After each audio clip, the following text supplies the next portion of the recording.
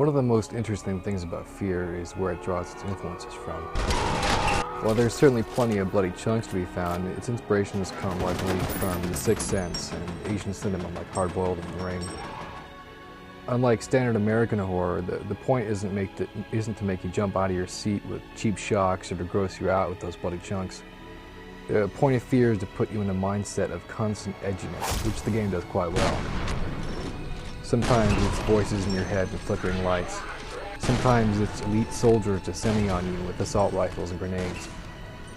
You never know quite what to expect from one situation to the next, but you can expect to be taken by surprise, spooked, and challenged pretty much every step of the way.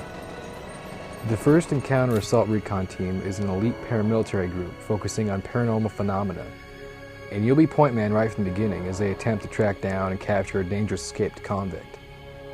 It becomes evident right from the start that this guy is not your ordinary dangerous escaped convict. For one thing, he likes to eat people. He also has a habit of showing himself in dramatic glimpses from across a room, then suddenly disappearing, seemingly into a brick wall. As it happens, he's not your only problem, and your mission to recapture him will put you knee-deep into a tragic and strange conspiracy with plenty of scares and oh crap moments along the way. And helping in this effort is the fantastic custom graphics engine, which is capable of a list of things longer than my arm. Suffice to say that the game looks quite pretty, with very moody lighting, shiny textures, lots of effects going on at once, and detailed people and objects and animation. But despite how great it looks, it doesn't take a supercomputer to look nice. You should be able to get by just fine with a gig of RAM, GeForce 1600, and about a 2.4 gigahertz keyboard. And there's tons of options to tweak to balance performance and quality, and you'll have a handy in-game benchmark that'll tell you roughly how well the game will run with the settings you've chosen.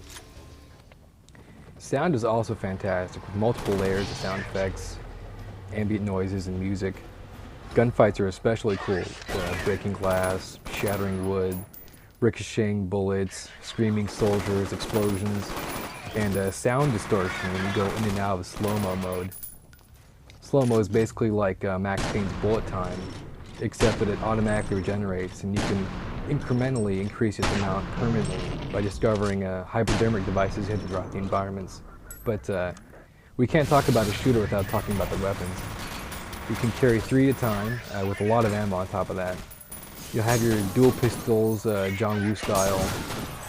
You'll have your assault rifle, and your combat shotgun, and several more exotic items, like one that shoots bolts that will impale people against the wall.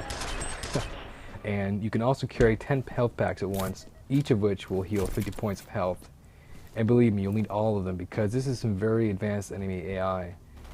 Now, although this is a single-player oriented game, there is some multiplayer in there, and it's not just tacked on. There's a few maps to choose from. There's deathmatch, team deathmatch, and capture the flag, and they actually use the Slo-Mo Mode as a pickup item that one player can possess, and everybody on the map will have a little icon that shows them where that player is. They can hunt them down and kill them and take that item for themselves. So overall, I had a ton of fun with this game in single player and in multiplayer. I got some genuine scares and spooks, but I mean overall, it freaked me out to good effect, and I look forward to finding out about all those mysteries that we were presented with as the story unraveled. So hopefully we'll see a sequel soon.